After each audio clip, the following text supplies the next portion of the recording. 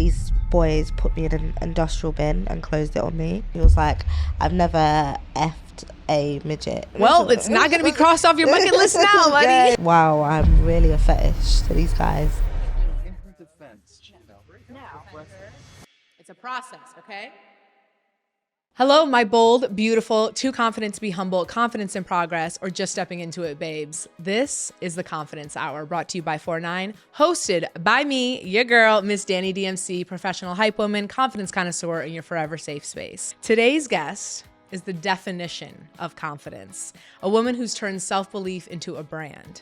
She's a comedian, creator, model, author, and disability advocate who's used her voice and her quick wit to challenge stereotypes and empower others to be fearless.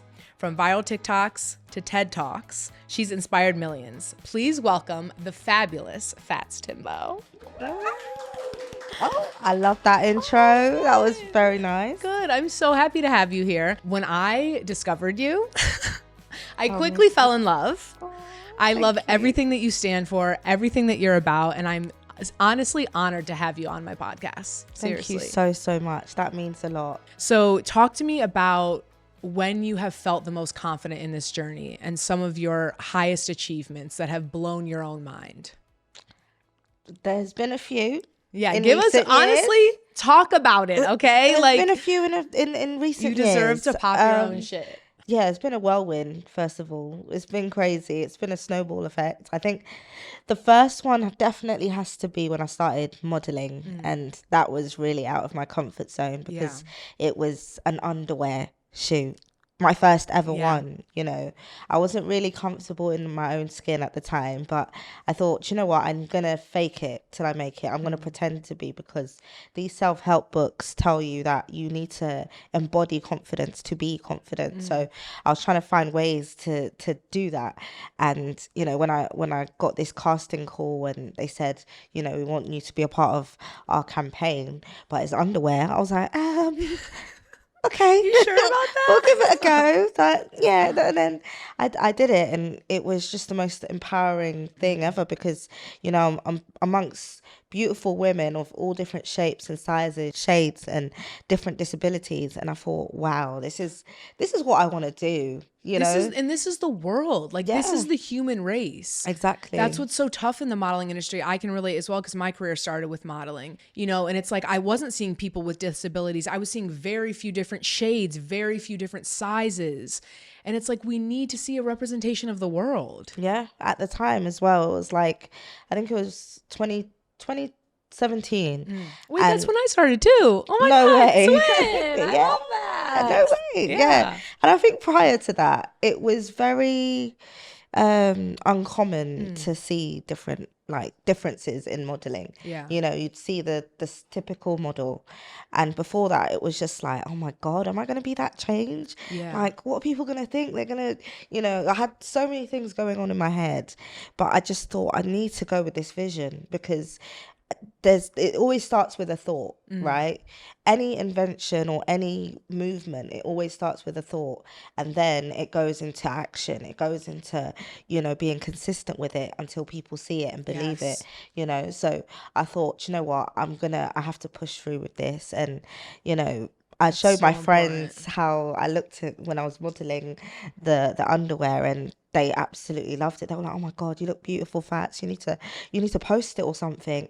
And I thought, oh my God, post it on Instagram. Oh my God. Show the world. Show the world. Okay. All right. I close my eyes. Press post. Hit post, yeah. I hit post. And at the time, there wasn't really like social media influencers. Or it wasn't like that. Yeah, it just blew up, really. Yeah. I kept refreshing, and I kept seeing 100 likes. I'm like, what's going on here? Yeah. The comments were like, oh my God, this is the representation we need. Yes. This is beautiful. Oh my God, we need to see more from you. And I thought, okay, I've got an audience now, and, you know, I'm going to keep going with this. I'm going to run with this. I'm going to, because at the time I was studying to be an accountant. Oh, wow. So it was Beauty very and different. Brains. Okay. You know, I tried my best, you know, it was really, really different. And then I got approached to do a show called The Undateables. And at the time, I watched the Undateables. I loved the show, but to be approached and be a part of a show called Undateable, I was really like, it's a bit intense. yeah, I was battling with that because I thought I don't want to be known as undateable. So I declined it at first.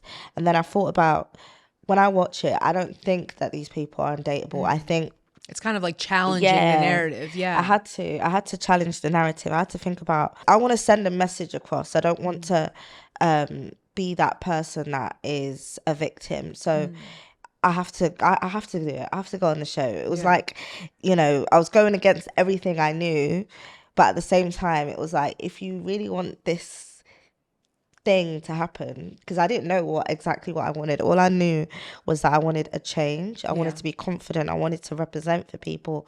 All these things, I thought, I need to go on this show. So I did it. I didn't find the love of my life. How the setup of the show is. But you have now. But I have now, So clearly she's not undateable. She's not unmarriable. Exactly. Big congrats to you and your man. You guys are engaged and getting married so soon. Thank you. I'm so excited. You should be.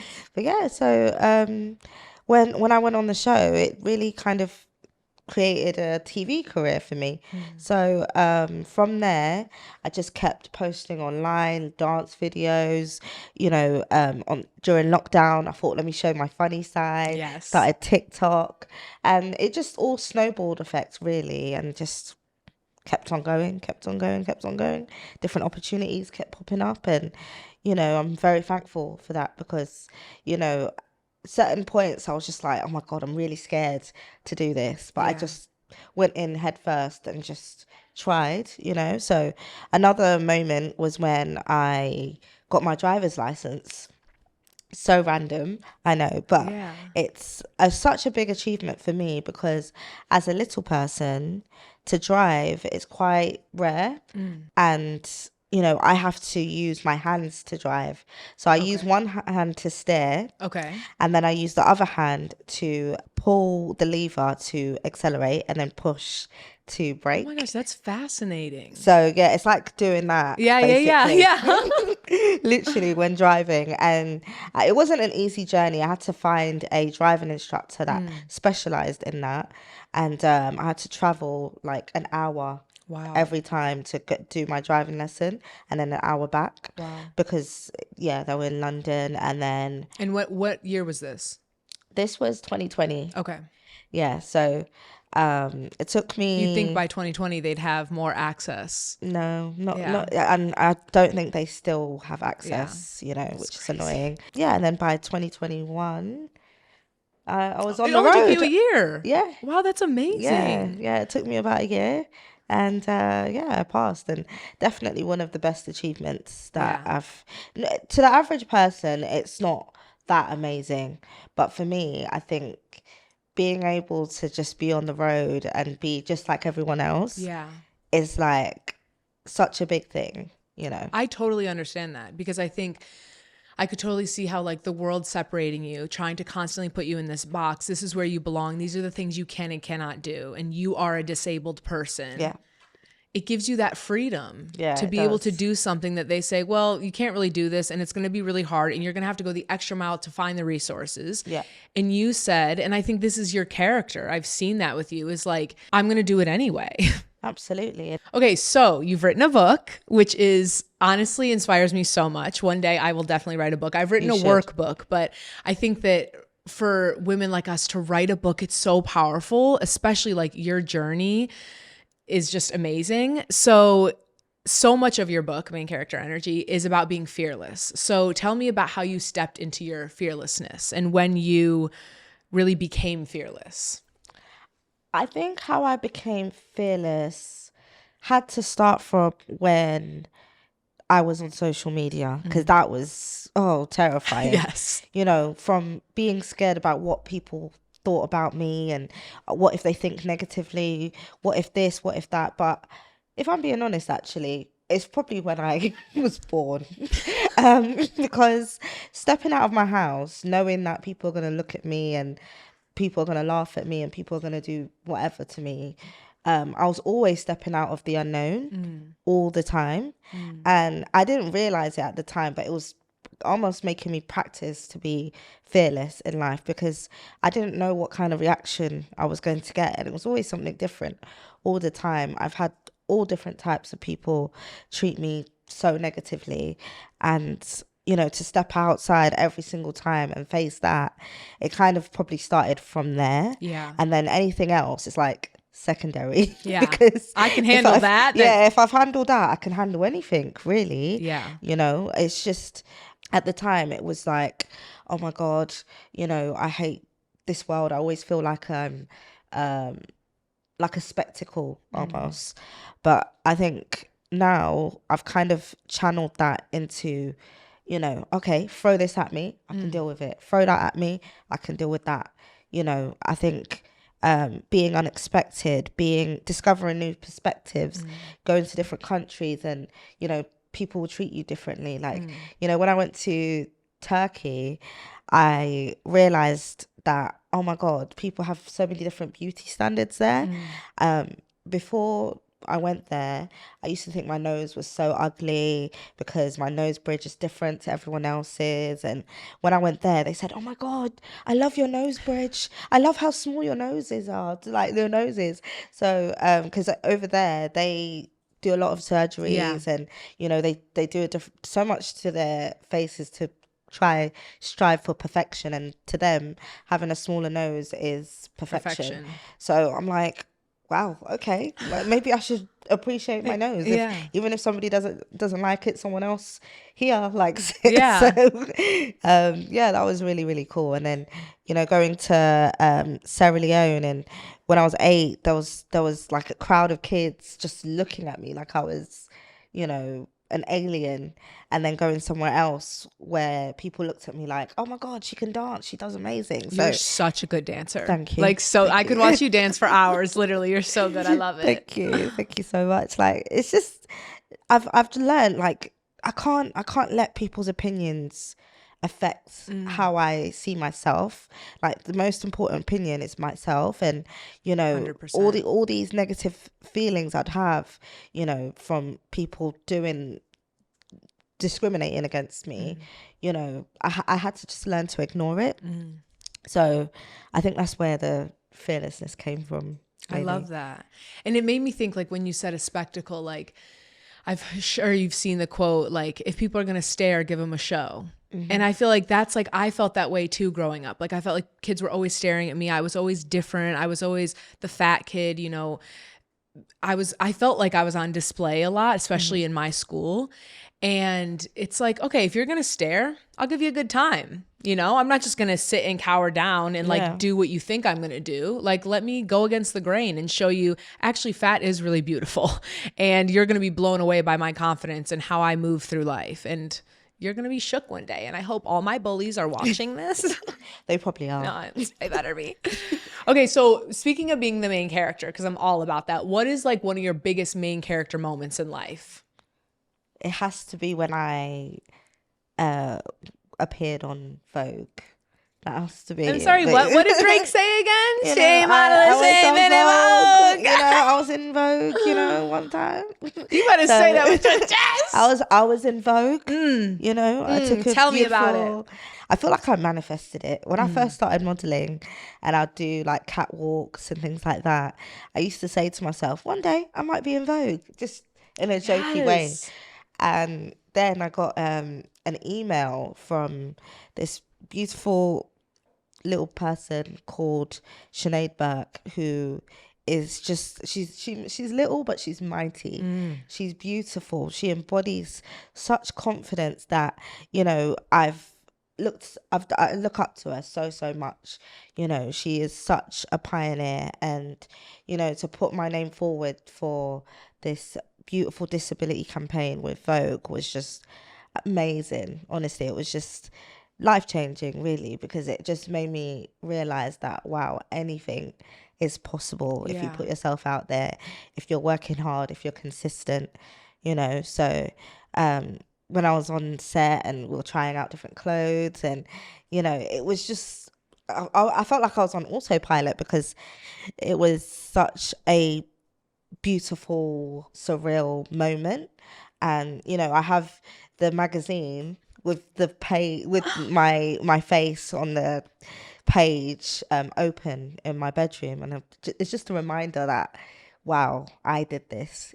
Sometimes I forget, but I look at that, I'm like, yeah, I'm that girl. I did it. I appeared on Vogue, one of the first little people to ever do it. And, hopefully one day I can do the cover. Yeah. That's what I'm praying to do. Hopefully. You're going to do it. Yeah. I remember when I first moved to LA in 2017, I started modeling, and it was so funny because I called my mom and was like, I think I'm going to get into plus size modeling. And she was like, okay, I support you. But she would hear me mention, I'm a plus size model. Or she'd say, what do you want me to tell people that you do for work? I'm a plus size model. I'm a model. I'm a model.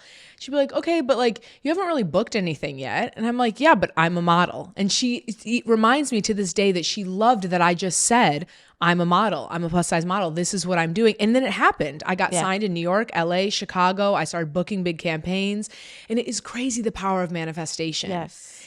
It's like kind of how you said to the fake it till you make it. To me, it's not even faking it till you make it. It's putting the words into action. Yes, you're saying, I'm going to be in Vogue one day. I'm going to do this. And even if it starts as a joke, or like you say it in kind of an insecure way, keep saying it, keep talking about it, and it's going to happen. And then you start doing the things as well that could lead you there, meeting with the people you need to meet with, connecting with the people you need to connect with, and it's going to happen. Exactly. Like the power of manifestation it's real. People don't believe in it, but it's real. It's so real. So you talked about being quick-witted. You talked about your comedy and that you started doing on TikTok. So how do you think comedy has helped you with confidence in other areas of your life? I think it's helped me in so many ways to be confident, because it just helps me to be lighthearted. My parents, they have always been funny from ever since I can remember. They just make jokes out of everything. Sometimes a little bit too dark, and I'm like, guys, calm down. Reel it in a bit. Reel it in. But they just taught me that, don't take life too seriously, because life is serious anyway, but it's important to just make light out of things. Like my parents, when I'd cry about certain things, like they would just make jokes out of, but you're stunning though. What are they like? Yeah. Look at yourself and look at their reality. So that's where it kind of started. And then when things would happen to me, I'd see the light in it, and then kind of create skits out of them, and then, make people laugh on the internet about it. And then I think that's just helped me see life in a different lens to most people, because if you have humor in everything, well, most things, because some things aren't funny. Yes. Don't be like your parents. Let's not be like my parents now. Then, yeah, like you can make people laugh. And and when I started doing stand-up comedy, it was the scariest thing Another way to test your confidence. Oh, it was scary. But, I thought, what, I need to use this comedy to make people laugh in person and see if I can do it. And, I ended up doing like 5 shows, and it was insane. It was crazy because, I brought other different comedians on. It was their first time as well. So, yeah, it definitely really, really helped with my confidence, because, for example, let's say a joke that I thought was absolutely hilarious and then no one laughed. I was just like, let's move on to the next joke. And then they laughed. Yeah. And I thought, you know what? It's okay to bomb. Yeah. It's okay to bomb on stage. Like, nothing is worse than that. Yeah. So, it's kind of good for you in a way, because really it teaches you to rely on your own internal validation. Yes. Because I feel like comedy, stand-up comedy in particular, is like a very good image of kind of what you're going to experience in your confidence journey. It's like sometimes you're going to say things people relate to and they're going to applaud, they're going to laugh. And sometimes you're going to say things and people don't get it. You get it. They don't get it. And you have to rely on yourself to say, you know what? I think that's funny, but they don't. We'll move on. Like, Exactly. You push through it. You have to push through it, because you're on stage. You can't run away. So what's something that your younger self would say if they saw you now? Is that really you? I think that's what. Are we really doing this? Is that what we're gonna become? I think that's what my younger self would, because I would look at other people and think, I just want to be just like you, but I can't. Yeah. Or like I'd always find an excuse why I can't be that, why I can't have the fittest body. Oh, it's because the exercise machines aren't adapted to you, or I want to drive but I can't drive because I can't reach the pedals, or I want to do this. Like there would always be a barrier. And now that I'm that person where I'm like, okay, there's a barrier, but how are we going to get over this? How are we going to climb over this barrier? That's the attitude I have now. Yeah. But whereas before, I'd let the barrier stop me completely and halt me, and then feel sad about it and feel depressed about it. So I think that's what my younger self would be like, wow, how? Yeah. And it's so crazy how when you're a kid, you think that you need to adapt. Yes. I want to be like these people. I want to look like these people. I want to fit in with these people. And then as an adult, you realize, especially on journeys like ours, wow, it's our superpower that we stood out. Yes. You know what I mean? That's what makes us the main character, is that we're different, that we're unique, and we've taken that and really honed in on it and just stepped into it in such a beautiful way. We all forget that we're the main characters in our own lives sometimes. 100%. We can be background characters and think, do you know what? I'm not good enough. I'm not this, I'm not that. But it's so important to realize that it's the only person that's holding yourself back is you in life. And whatever dream or whatever you want to achieve, it's down to you to get to where you want to be. And sometimes there is barriers in life, like for example, people in third world countries, it's not their fault that they are in that situation. 100%. It's the government, it's the way the life has treated them. But there's certain people that can get over those insecurities, get over those barriers, and get over those things that life has put in their way. But it's up to them to say, no, I can achieve that. Yeah, it's so true.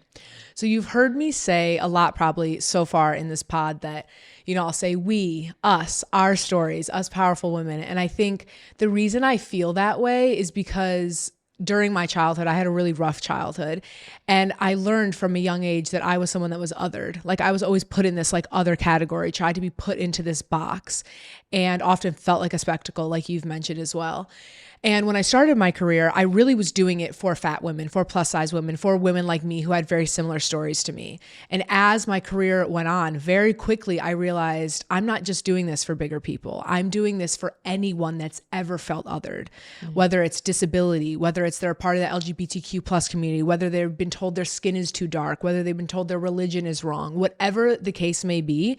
You're safe with me. This is a safe space for you. And that's really like who I am, even when the camera's shut off. Like I will fight for any and everybody. I'm like, I just don't play about the human race, And so I feel like that's what makes me relate to people like you. You could look at us walking down the street and you're like, they have nothing in common. They look completely different.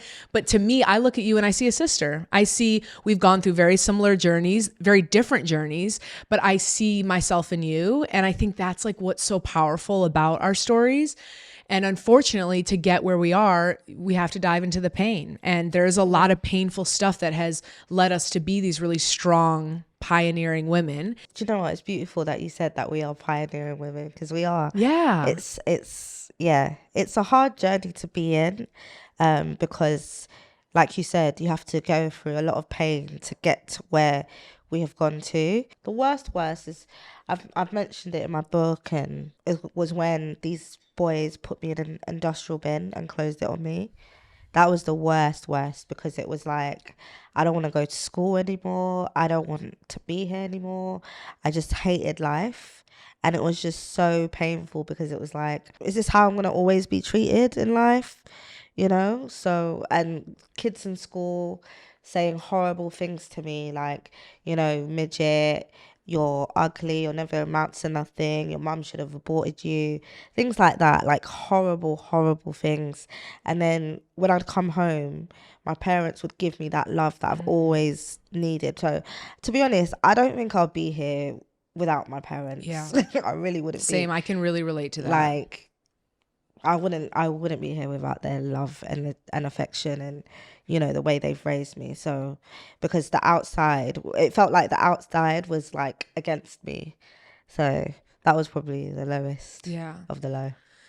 That's so crazy. I almost just got emotional there, which is wild because one of my goals is to cry on this podcast because I never cry, especially public. I cry alone. Like I'm a silent Yeah. sufferer, which you might relate to. Yeah. I'm not sure. But I got goosebumps when you were talking because first off, I was bullied by boys. And so to hear like that boys threw you in an industrial bin, first off, I want to kill them. But it's so crazy being bullied by boys. I feel like it's not talked about enough because we know the girl on girl can be quite intense, mean girl, and I'm sure you experienced that as well. I did too. But being bullied by boys is just you're built different after that. You really are. And it's so unfortunate we have to go through so much pain as kids. Bullying is tough. It's hard. And it's hard to talk about because it is such a personal like experience. Everyone's experience with bullying is so different. Yeah. So for you, when's like your earliest memory of being bullied in school? Maybe year 1. Yeah. Probably. Yeah. When the kids were asking me why am I so small, and I'm confused. I'm like, am I? Yeah. Am I so small? Am I small? Yeah. Or I didn't can know you just that. not see straight? I didn't even know. Did I? Oh, okay. You know? I feel like it's so many kids, and this kind of goes back to what we were talking to earlier, but I feel like it's so many kids' first time seeing different people other than them, other than their what's in their neighborhood, what's in their home. And again, this is why it's so important for kids to be taught to see different things and shown different things and have communication with their parents of, oh, I saw this person and they look different. Let's talk about that, you know, and parents not shying away from that. Like it's so important. I can't even imagine being a kid now. You're at school all day being tormented. Then you come home, you're being tormented on your cell phone, on your computer, on your iPad. Like it just comes in all directions. Yeah. And I feel like our version of that, because we're not in school anymore, is being a creator and being on social media. When it came to social media now and facing trolls there, so I was getting name called different things like midget and goblin and this and that. Like it hurt at first, but I realized that if I face constant discrimination, constant bullying from people in school, then this is nothing to me. I swear. You know, so, you know, after a while, I was just like, block. Yeah. You know, now they have the tools where you can like block certain words from showing up on your comments. And I've done that. Isn't that crazy that we have to do that? I know. I feel like any person that has an other, you know, is othered again, if you go on their Instagram and you go to like blocked words or whatever, we all have whatever our most triggering things are. And it's just crazy that we even have to do that. I know. It's insane, but it protects us. Yeah. No, it's important. It's important. So important. Yeah. Because, you know, protects us from seeing those words, from our followers seeing our followers seeing those words. That's what I get most concerned about, because I feel like for us, like you said, we've endured this. We went through this. We got it out the mud, right? Like we every day we're showing up to school being harassed, being bullied. It doesn't necessarily impact us as much as it would. I've seen friends, like for me specifically in the plus size community, girls that didn't grow up fat but have gotten bigger as they've gotten older, and now they're like more, you know, bigger confidence advocates or body positivity influencers, and they experience all this hate. It's really hard for them because it's their first time experiencing that, and to see how much it impacts them is so hard. And it always reminds me of so what I worry about most is my community seeing, oh, if someone says you're a fat piece of shit, that does literally nothing to me. But to the young girl that's following me, she's going to think, oh my gosh, this girl's so confident, but it doesn't matter because she's being torn down anyway. Or if she's fat, then I'm really fat. You know, it's like this toxic cycle. So I feel very protective of my community. I don't know if you feel that way too. I feel that way. I quickly delete it because I don't want them to feel like influence in any sort of way with people's negativities towards me. Yeah. So I try my best to just delete it, ignore it, delete it, block the words, because it's so important for them to not see that at all. I just want positivity and light. Yeah. And if people want to if they want to interrupt it, please get out of my way. You're not welcome here. Yeah, exactly. Yeah. I'm the type of person like everyone's welcome here except you. Yeah. If you're harassing, if you're hating, if you're the only person that's not allowed here. And I stand 10 toes down on that. 100%. And it's so important to remember that, like, you can get 100 good comments, but that one comment, like back in the day, it used to affect me a lot, and it still affects a lot of other people when that happens. But it's so important to remember that it's a them problem. Yeah, it's not a you problem. Yeah, You know, remember you've shed a lot of light. You know, people could get thousands of likes, but that one comment they're thinking about all the time, you know. So it's so important to just remember, okay, there's been more positivity here than negativity. Why am I thinking about this negativity here? I could never say something bad about someone. I don't speak down on people. I don't gossip about people. I don't, even when someone's walking down the street, I'm like, oh, you shouldn't have that on. I'm not that girl. Because I love myself. You know, when you love yourself, you can only do you can't do anything but spread love. Exactly. I completely agree, because when you're spending your energy, your time, your thought processes looking at other people and talking about other people negatively, you know, it shows that you're not showing up for yourself. You're just trying to make yourself feel better by putting other people down, which isn't right at all. So it's good to just spread joy. It's good to talk about the positivity in people, instead of the negativity. And it's so true. It's so true. And I know we touched on it a little because you're engaged and you're getting married so soon. So talk me through that. Like, what has your dating life been in life? Like, how have you struggled through that to now get where you are now? It was a struggle. I'm not gonna lie to you. I was on the streets. Like, it was crazy. I was outside. I was outside. Girl, I'm newly single, so tell me about it. I was in a long relationship. Oh my gosh. It was really, really tough going out with guys that wouldn't even hold your hand in public, you know. Just wouldn't even be seen with you in public because of how people would perceive them, not even think about how I would feel and things like that. But still want to sleep with you, and cuddle and cake with you behind closed doors. And, you know, coming across guys where it was almost like you were a fetish. And for me, I didn't realize it at first because I just wanted love. I wanted attention. I'm looking at other my girlfriends and they're getting into relationships and I'm just the single one, you know. I felt like I was just unlovable. I felt like I wasn't like I couldn't be in a relationship because nobody would want me. So I would accept anything, really. Like, it was really bad. And it came to a point where I had to just have some sort of standards, right? Where I thought to myself, okay, I've constantly gone out with guys that have been ashamed to be outside with me. Maybe I should go out on dates first with guys, you know, so that I know that they're not afraid to be out with me. And then maybe I should go out with guys that don't talk about me being small at first, because clearly it's a fetish. Because it's like, oh, well, I've never gone out with a short person before. Say it's like, hello. why are we even talking? Like, why is this even a thing? Exactly. Do you know what? I thought to myself, do you know, I want to go out with a short king. I want to go out with someone that's short, that might understand the experience of what it's like to be short. And, you know, I was bored one night looking for attention. Thought, let me chat to a guy. Downloaded this app called POF. And I came across my now fiance's profile, and I thought, okay, he's cute. He looks kind of short. let me like his page. And then he messaged me, and from there we just realized we had so much in common. Like, he has a disability, that he loves cameras, he loves filming, he loves perfect. dancing. That's the dream. He used to be a dance teacher.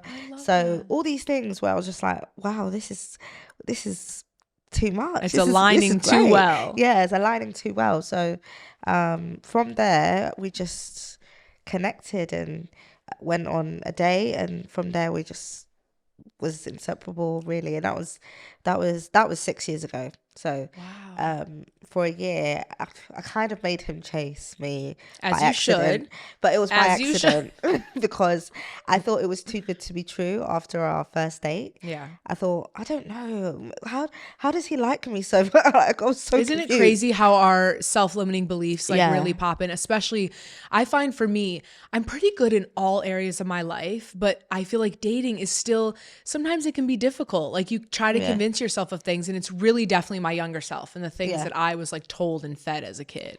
Exactly. Yeah, that's all the things that was going through my mind. Like, how can somebody actually take me seriously? Yeah. I was so confused. Like, all these things that I wanted, it was here, and I didn't know how to respond to it. So, after a while, I just thought, do you know what? I deserve this. Like, I deserve to be with someone that actually likes me. Yes. So, I remember And the is first proud to time be with you. and proud. That was the Yeah. main thing.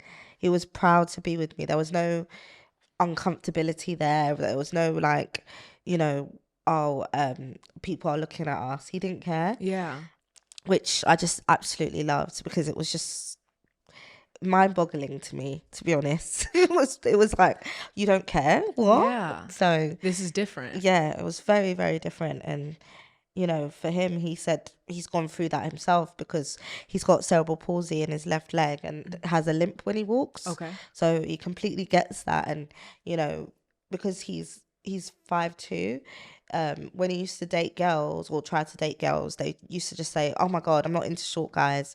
Oh my God, get away from me. You're so short. Like, so he understands what it's like to be shunned and, othered. And that experience, when you relate like that, it's like it unites Yeah. you. That's exactly what I'm saying with us, as humans. Yeah. Like when we've experienced that type of pain or people trying to put us in a box or label us, we can relate in a beautiful way. Absolutely. And there's more of us like that than normal, perfect Yeah. people, you know? Exactly. I remember the first time he told me he loved me, and Did he tell you first? Yeah, he did. We were snuggled up in bed.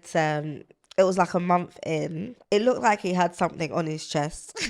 Like, not even literally. Like, he was just wiggling. I was just thinking, what is wrong with you? What's going on here? And then he was like, I love you. And I was like, I love you too. Because I did. Because it was just, the connection was just so powerful. And it is very powerful still. And, I love that. I thought, wow, this is amazing. Like, this is my man. Like, this is my person. And I couldn't believe that I felt that in a month. Like, we're still so connected. Like, from then, I think maybe like after a month, we kind of moved in together. Like, it was a quick one. You knew. Really when you know, quick. you know. Yeah, it was so quick, very quick. But I love hearing about success love stories for women like us, because I think that it's so important that we could have these really difficult journeys with dating and coming into self-discovery and who we are as women. I was with someone for 7.5 years and he was a great man. I have nothing bad to say about him. We just wanted different things in life. But then now being single too, it's really important for me to show people I'm so happy. It's so beautiful to see women like us where you're having this one really beautiful experience and I'm having a completely different, just as beautiful experience. You got to tell me, now that you're happy and you found it all, we can look back on the past. What's like one of your worst dating experiences or like your worst dates that you ever went on? This wasn't even a date because I'm glad I didn't even get to meet him in person. But this was on the phone. He was like, I've never effed a midget before. And I was like, Sir, I literally haven't even met you. Like, what? And I was like, well, you ain't gonna. Yeah. You ain't gonna, well, it's not gonna be crossed off your bucket list now, buddy. Yeah, exactly. So it was just like, wow, I'm really a fetish to these guys. Men are so weird. Very. Yeah. I recently had like my worst date. I talked about it on a podcast. What was that like? So it was a second date, which I shouldn't have gone on. I acknowledge that. I knew I didn't really like him the first date, but he was really sweet. He bought me flowers, but he was way too touchy for me. I don't like to be touched that quickly. And it gave a little like fetishy, like, why are you touching me so much? Okay, so whatever. I was bored. I'm an Aries. I love a thrill. So I went on the second date. We went to dinner. I feel like now men say things to me that they think I'm going to appreciate, but I don't, because mind you, all my friends were Black women growing up. So I'm on a date with this guy. He's from Nigeria. He tells me that he doesn't like to date Black women. I'm the wrong person. You shouldn't have said that to me, because now like I'm never going to talk to you again, because that's an ick. And he just like goes on to say weird things. Like he was like, I feel like Black women won't help you get it out the mud, but white women will. What? I was like, okay, lost me. Then he was talking about women that he had been with intimately, not smelling good. We're at dinner on a second date, mind you. Dinner as well. Dinner, babe, dinner. Okay, then the absolute kicker. He's like, we're walking down the street. I'm like, oh, I'm going to go this way. Like I have somewhere to be, like trying to get out of it. And he's like, okay, bye. He goes like he's going to kiss me. Mind you, I had to tell him multiple times the first date, like, please don't try and kiss me. No. So then he goes to kiss me. I lean back and he's like, okay, let me just give you a hug. Hugs me, picks me up, physically picks me up. Oh God. I'm like, I literally looked at him and was like, put me down. And it was like this. Why when is he trying to pick you up? When I told my guy best friend this, he was like, oh, he was definitely trying to like big man to show that he could like pick your body up. And like, I feel like guys do that a lot with me. They try to pick me up. Really? Because it's like asserting their dominance, showing like, oh, they can pick a bigger girl up. You know, I'm over 100 kg. Like they can handle that. That's like when I was younger would happen a lot too. Wow. It was just honestly awful. Every single part of the date was horrible. That was definitely like my worst date so far. He sounded like he had a lot of self-hate, hate towards Black women. Yes. And tried to make you feel like, oh, you know, you're better than them. Yeah. You know? Which like, I'm not the right. You were coming after the wrong girl with that one. Like if you don't. And then to pick you up as well. It's just. After I literally told him at dinner, you know, I almost didn't go on another date with you because I felt like you were a little too touchy with me. Like I was very clear in why I was uncomfortable, and you pick me up. As a man that doesn't listen. I know. So. Yeah, no, girl. He was gone. After the Black women comment, I literally was already never seeing him again. Yeah. So everyone has really bad days. We all have bad days, right? Like even now at our most confident, at our highest. So what does a bad day look like for you? And how do you get through that? A bad day has to be when the world feels like it's against me, when it's already felt like it has been. Yeah. This is like almost breaking point at this point, because I'm used to people looking at me, staring at me, or whatever, but sometimes it weighs on me because it gets a lot. So sometimes it could just be these group of kids. I was at the train station just trying to get a ticket, and these group of kids were on their bikes. They're like, oh my God, look, there's a dwarf there, there's a dwarf, and they're all laughing. And I was already not in the mood. I was already like tired, you know, and then, you know, this was in front of so many people, so I was embarrassed on top of that. So I just started bursting out crying because I just felt like I'm on my own. I hate it when I'm on my own and people think they can do this to me all the time. Yeah, that was like a really bad day for me, but the people around me, they were so nice. They were so kind. Yeah. They were so loving. They were giving me such encouraging words. But I've learned it's okay to just cry. Yeah, it's okay to let it out, because I used to just hold it in all the time and then be depressed. And you know, now I haven't had a depressive episode for years because I just let it out. I have a few bad days, but I think it's good to embrace them, let it out, let the sadness out, and just, you know, push through, because that's all I can do. I was going to ask you, when you're in, because I can't even imagine like being with you and something like that happening, because I'm from Chicago. I'm an Aries. And I would definitely classify myself as like a psycho ally. I'm not like a calm ally. You know what I'm saying? I'm not one of those allies that's like, oh, it's, you know, it's going to be okay. I'm, you know, a little crazy. I think I might be like a Liverpool football fan from what I've gathered. Like, yeah. Yes. But that being said, have you had any experiences where people really show up for you that are strangers? Like where someone yells something at you or says something and they're like, piss off, or, you know, like, you know, like it protects you a bit. Yes, I have. In the gym, I was with my bestie at the time, and we're just doing our workouts and whatever. And then this guy just is just filming me and her. And I'm like, oh my God, what are you doing? And then she was always the tough girl, like, what are you doing? Da, da, da. Yeah. This big guy yeah, was like, Shout out to you, big guy. He was like, bruv, why are you bullying these girls? And the guy literally was like shaking. He was like regret. Yeah. He had regret on his face. Yeah. It was so funny because it was just like, good. I'm glad. Yeah. I'm glad you deserve that. Yeah, you know? you do. So, I think that's so important. Like, obviously we can stand up for ourselves, but also we've been doing it our entire lives. There's so much hatred, especially right now. And I think this is the last time or the worst time that people should be being quiet. And sometimes it takes a different person for it to snap in your mind, you know? Like sometimes it clicks in a different way. Yeah, it does click in a different way, and it's annoying that it has to take somebody bigger and stronger. It's so unfortunate, you know, to do that. But if it has to be that way for it to click in people's mind, then please be an ally, because it would help the situation. It's so true. So what do you wish you're more confident about now? And what would you say you're doing to get there? I wouldn't say I'm struggling with confidence as of yet. And that is because I have done the work to get there. There's other things that I am struggling with that I want to conquer, like in terms of my career, but I am confident that I will get there. Yes. If that makes sense. No, 100%. So I'm not struggling in that aspect. Yeah. You know, I see confidence as a muscle that you have to constantly be working on, constantly be training, constantly be, you know, in the mindset of, you know, you're not 100% there with confidence, but if you're working on it, that's all you can do. I always say it's showing up that counts. Yeah. That's the most important part. Exactly. That's such a good analogy though. It's like a muscle. Yeah. You have to work it. All the time. Yeah. So you've become such an activism icon, but are there times when the pressure gets too much and it gets overwhelming? The pressure used to get a lot, but I had to come to a realization that I'm only one person and I can only cope with what I can cope with. So putting pressure on myself doesn't do anything. It doesn't do anything to help.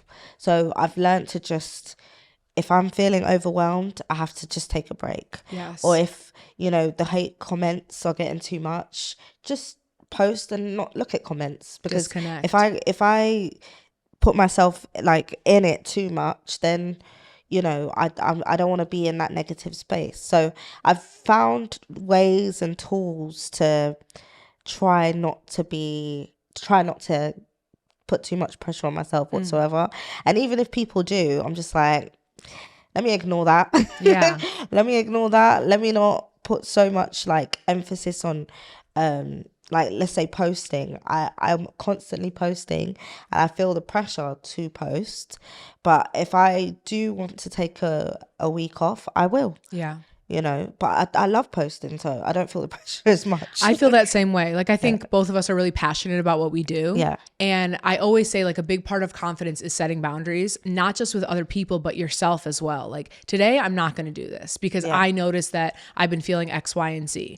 Or, you know, I've been spending way too much time on social media and it's starting to impact me. Today I'm going to post and completely turn my phone off, disconnect, go read a book, go touch grass. I've learned to just do that. Like, I'm very lucky to have a dad that prioritizes mental health, because he was a mental health ward manager.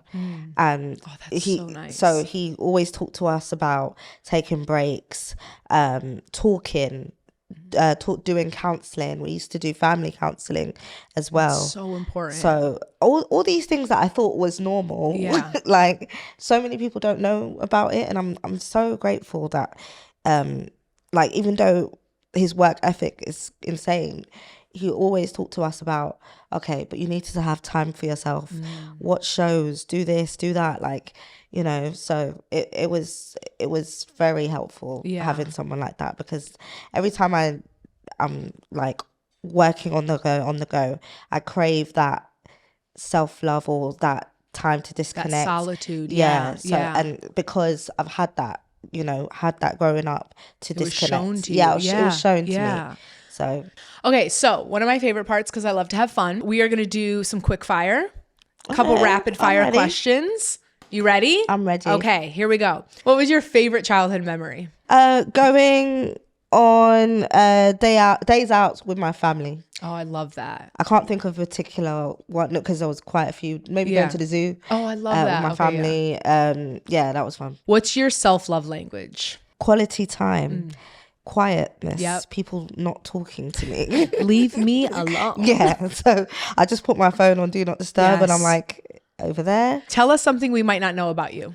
I'm a foodie. I love trying out different foods. I'm not like picky when it comes to food. When it's something new, I love it. Oh, I love that. Yeah. What's your favorite type of food? It depends. It's all different types of food. I love. See, that's what's good about being a foodie is like you're open to it all. I've gotten more like that as I've gotten older now. I love pasta. Okay. I love shout out to my people. Yeah, I love Sierra Leonean food and it's based like it's rice based. Oh, so we love like stews on rice, different types of stews. So yeah, it's very nice. What's one thing you cannot leave the house without? My lip gloss.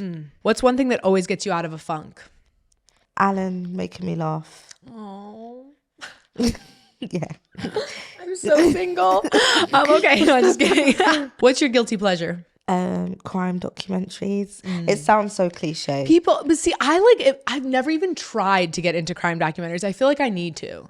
It's fascinating. Yeah. What's one phrase you'd share with your younger self? You that bitch. You don't know it yet, but you are that bitch. Yeah, you are in fact that bitch. Describe yourself in 3 words. Confident, fun-loving, fearless. What's a misconception people have about you? That nothing bothers me, but some things do. Of course. We're human. Yeah. Like, we're literally human. One thing you're manifesting before the year ends. A successful wedding and a successful honeymoon. What do you love most about yourself? It sounds funny, but because I just said things don't bother me, but a lot of things don't bother me. So yeah. I'm cool, that calm. You can let it, cool, roll calm, off. And collected. What's something you learn about confidence from your friends? Speak up for myself, stand your ground, and just know that I'm that girl. That bitch. Girl. Yeah. Okay, amazing. Before we go, I always have our guests write in our confidence book. Okay. And I want you to do the same. And it's a message to give to our followers, our viewers, to yourself, to your younger self, a mantra, something that you live by that you think will impact other people as much as it impacts you. So I'm going to give you a pen to do that. Okay, I'm going to have you share with us if you are down, if you want to. All right. You are the star in your life. Remember that. It's your choice if you want to pursue your dreams. Confidence can be acquired, not inherited. So please have that self-care and self-love for yourself. You are the main character in your story. I love that. I love that so much. We can all use that. Thank you so much for being here. Honestly, this was like such an amazing episode. I love talking to you. Like I said, I've fallen in love with you, your content. You have a forever fan in me and supporter. Thank you so much. And I just appreciate you being so vulnerable and honest and open. You're really touching people. And I think it's important for us to have those reminders like you're here, you're seen, you're heard, you're appreciated, and we need you. So this was another episode of The Confidence Hour, my favorite podcast. I don't know about you guys, but it's my favorite podcast out. If this combo made you feel a little bit more seen, heard, validated, please share it with someone because it could make them feel the exact same way. And remember, confidence isn't about perfection. It's about showing up anyway. And I'm proud of you for the work that you're doing, even showing up, thinking about it. I see you and I'm really proud of you. I'll see you next time. Stay bold, stay grounded, and stay you. Bye.